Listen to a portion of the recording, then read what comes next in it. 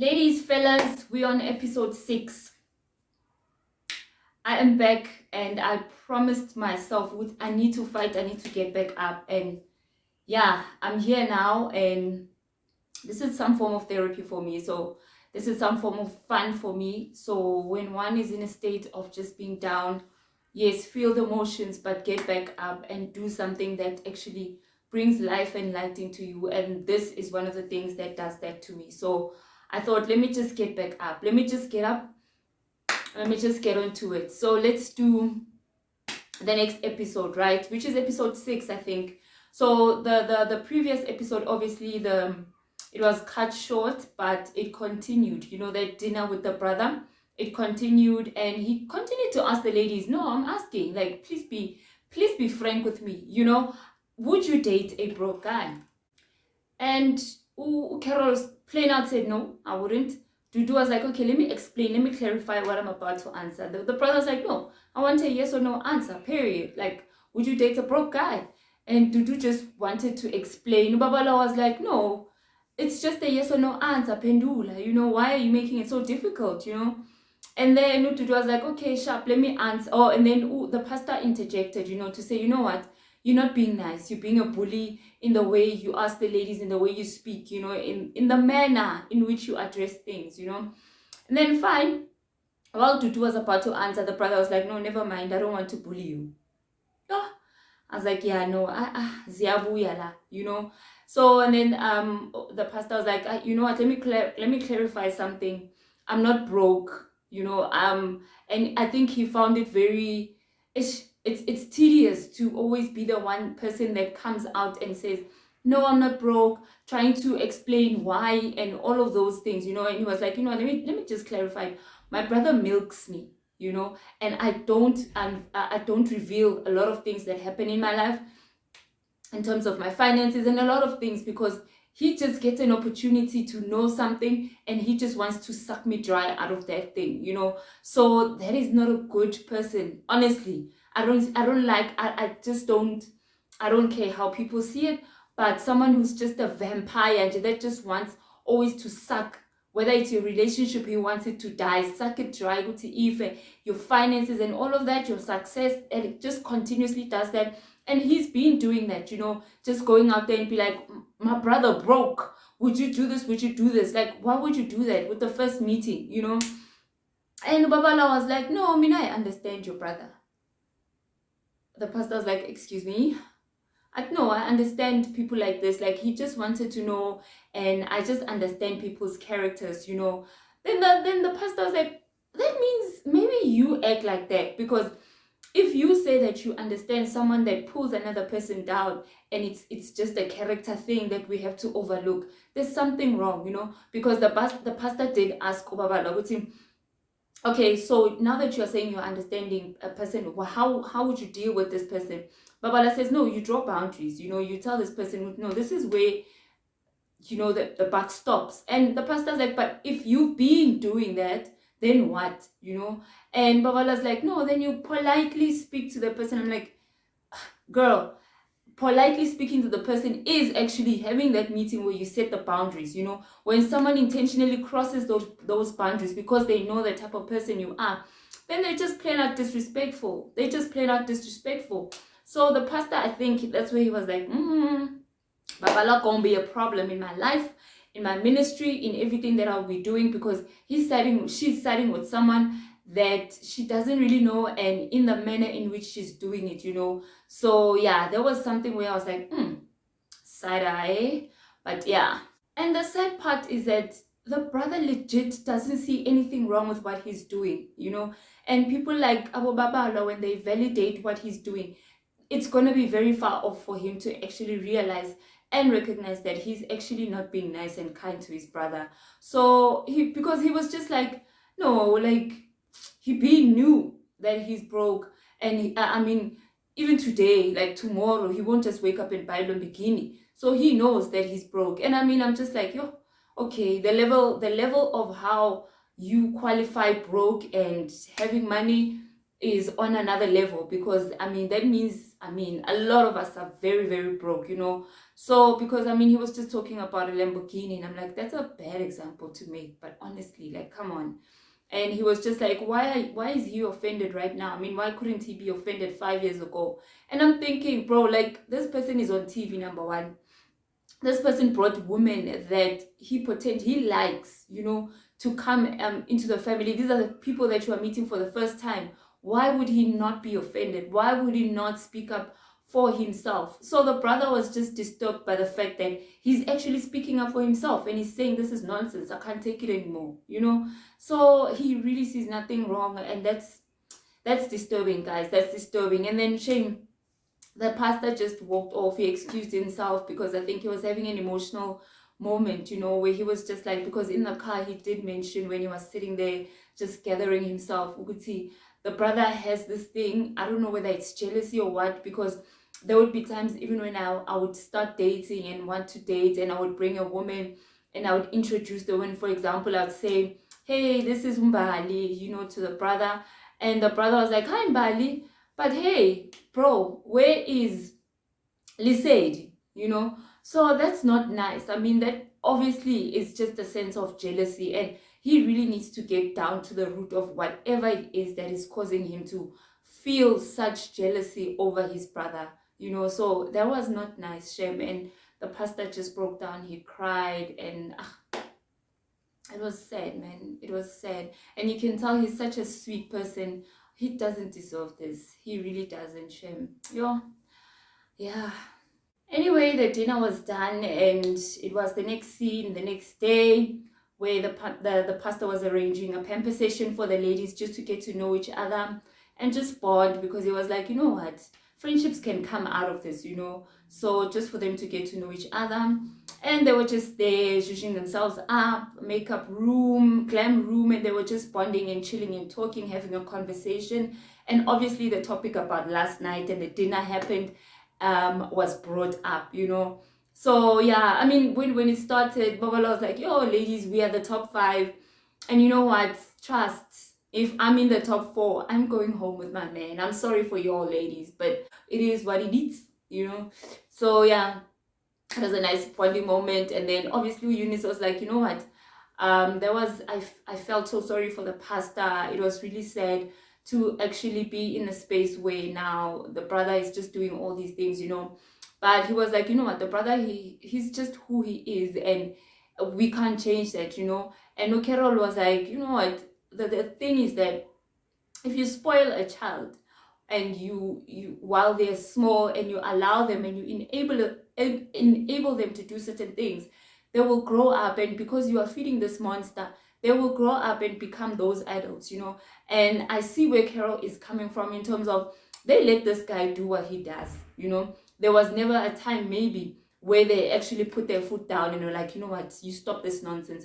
So now it's just one of those things where it's just amplified. Now it's coming out, this monster is coming out, where maybe they would just bag and box this monster. Now it's just popping out of nowhere, and this monster is starting to embarrass them, even in certain spaces where they thought, okay, in this moment he will probably reserve himself, you know. So yeah, that note was a beautiful moment, a note actually for me too. I was like, yeah, actually, you know, they enabled him and he found it okay, and now this person is an adult and trying to change these tiger stripes at an adult age. Oh guys, it's a challenge, guys.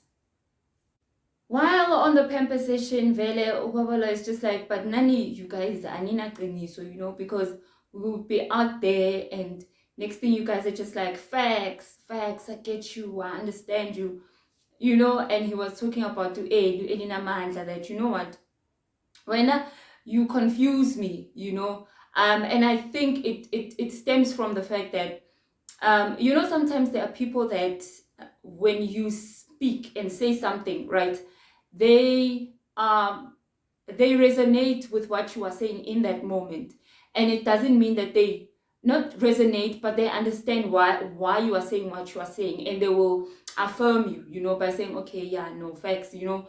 It doesn't mean I agree with you in terms of how you are doing your thing, but it's just affirming. So I think that's where it comes from, because there was a time where even the brother was talking, and Elina Mandla was like, yeah, facts. You know, he was just talking about certain things. So there are things where you can totally not like the person and disagree with how the person lives and does his things. But there'd be that moment where he would say something sensible to you and you'd be like, yeah, facts. I mean, come on, you know, yeah, I mean, the sky is blue. Yeah, facts, you know. So I think that's what confuses Babala, because he did say, when Eli, you confuse me, you know. Eli was like, how do I confuse girlfriend? Like, please make me understand. Babala was like, never mind, it's fine, you know. But she was like, no, like, can we just get to this point where I need to understand how am I confusing you? Because you did say it comes across Nazi, she's imene, you know, she's two-faced, because this moment she agrees with the pastor maybe, and then the next moment, even when the brother speaks, she'd be like, yeah, facts, you know. And I think it comes from there, from how I see things, you know. It's just that maybe Babala wasn't able to to break it down in that way, to say, no man, you confuse me, because it's like you are sleeping with both, you know, enemies, and in a way, you know what I mean. So yeah, and then anyway, Eunice was like, anywho, you know, just to be in a space where we just cut out this whole thing. What did you think about me, guys, when you first saw me? And Ellie was like, yo, I thought you were full of yourself. Eunice was like, you ain't never lied. I am full of myself, you know. I know Carol was just there like, you know what, Eunice needs to go.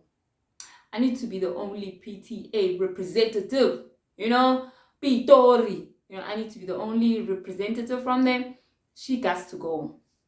And then finally, anyway, they walked to the area where they're getting their pampering done in their robes. And Ututu was the only one with the white robe, and the others had like cream ivory robes, you know. She was like, yeah, I mean, it's just like, you know, a bride just going to get her Pamper Session, you know, because I'm the bride of Rustenburg, you know. While they were very face down, you know, Ellie mentioned again, which, you know what, there is something here that we need to speak about in terms of how some people are heard and other people's voices are just shunned, you know. I felt like earlier on when I was speaking and wanted to find out how I confused Babala, when I Eunice, you were just like, anyway, moving along, and then now with Babala, you were just dismissive, and I felt like my voice was not heard, you know. And Babala was like, nah, man, I ain't got no beef, I'm cool. And Eunice Nai was just like, I mean, I don't have beef with anyone, and you feel the way you feel. Elina Vela was just like, no, I just want to express myself, to be able to speak about certain things and be okay, you know, with speaking about those things. So that's all I'm just putting to the table. So yeah, it was just amongst the three of them. Actually, and Carol added a little spice here and there, you know. She was just prompting certain questions that you can see, which she's being a fire starter, you know, where she's like, whenever it seems like everyone confuses you, because even Notejo confuses you. So what's the dealio, you know? And they just went back and forth, and they did the whole thing where, you know, snappy and being girls, you know, like, nah, I ain't got no problem with you. No, I ain't got no problem with you. I don't have a problem with you, you know? And it's like, okay, guys, say what it is that is on the table, because you keep saying you don't have a problem with each other, but the vibe we can tell is off, you know. Carol Futije, there was a point where she was just like, you know what, I've spent too much time with these ladies. This massage would have been so much better with Tejo. I mean, these women.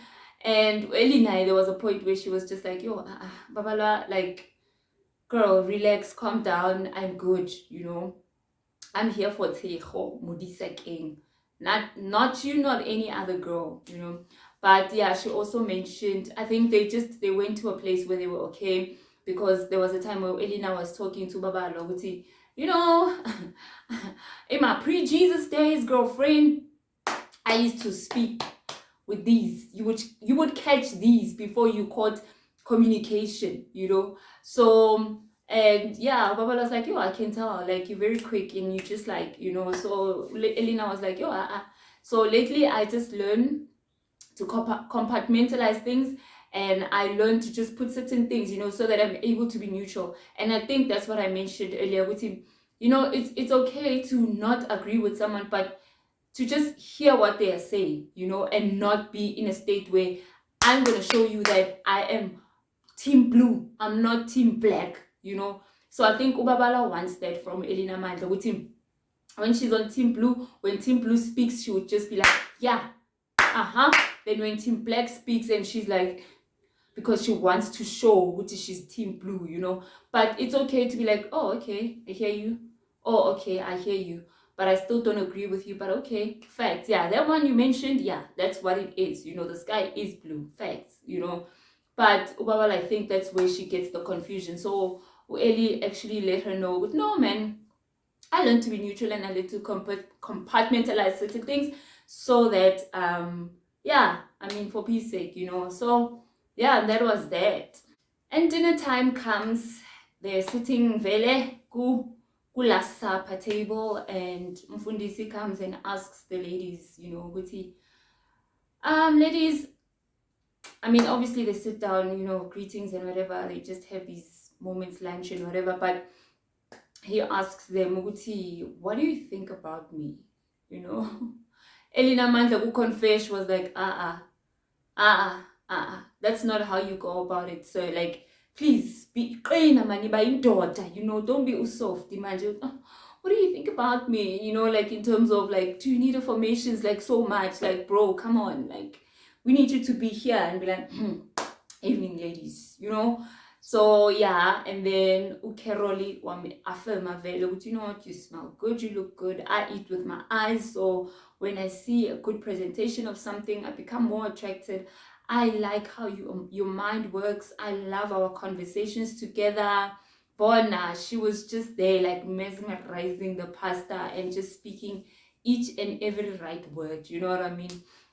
And I don't know, like the pastor seems like he's confident, but he needs affirmation. I don't know if you get me. And there is a difference. You know, sometimes you walk with confidence because you know who you are. You have this rooted identity, right? But there's also this aspect of like, yo, like I would really, you know, like I'm proud of you, or you look good today. You know, someone that notices your efforts, someone that notices that you are really trying to be a good person out here in these streets, you know. So I think that's what he needs, even though his confidence level is up there. You know, you can be confident on your own and be like, I got this, I'm gonna do this, I'm gonna do that. But there are times where you're just like, you know what, even affirmation, just to take it on another level, you know. And he did say, yeah, no, that boosted me up and just shot me straight up, you know. Anyway, the pastor went on to just address the ladies with, you know what, I have a lot of people that come to me, you know, in terms of, I mean, the lighting will change. I'm sorry, the lighting will change because the sun has gone down. So I'm just putting it out there, you know. So anyway, the pastor, was addressing the table, obviously, to ask the ladies, and I mean to just speak to the ladies and let them know that, you know what, young people come to me, you know, with relationships and all of that, and they just like, I want to get into this relationship, what do I do? I'm in this relationship, I've started out, what do I do? And the pastor was like, you know what, the first thing that I tell them, you know, one of the things that I tell them is that not to ignore red flags, because at times we do ignore red flags, and in the end it's going to catch up with us, you know, and we might be the ones that actually get affected more because of ignoring those red flags instead of just cutting it while it's still fresh, while you were noticing those red flags, you know. Then after that he was like, and tell me guys, what did you think about my family, you know, the whole situation. Alina Manda started very with, you know what, Mina, when it comes to your brother, like I have zero respect for him because of what he did to you and the way he just moved, you know, during the whole situation. And I mean, he doesn't know us from a bar of soap. Like the least he could have done was just, however you are feeling, it's fine, but cover for me, you know. And if you have any grievances, like address it later, because these are people that you are just meeting for the first time, and all of a sudden you are just out there, you know. And Dudu also expressed the same thing, which, you know what, your brother is totally different from you, and I understand that he is the person that he is, it's fine, but the way he was rude and the way he addressed things, it was just not flying. Like it's just not healthy, you know. Then Babalwa said, yeah, you know what, I think when a pastor, you misunderstood me. You misunderstood me understanding the brother. You know, you took it to a level where it was not supposed to go, because you misunderstood the level of, I think, empathy, if I could put it that way, that I have with the brother. You know, Pastor was like,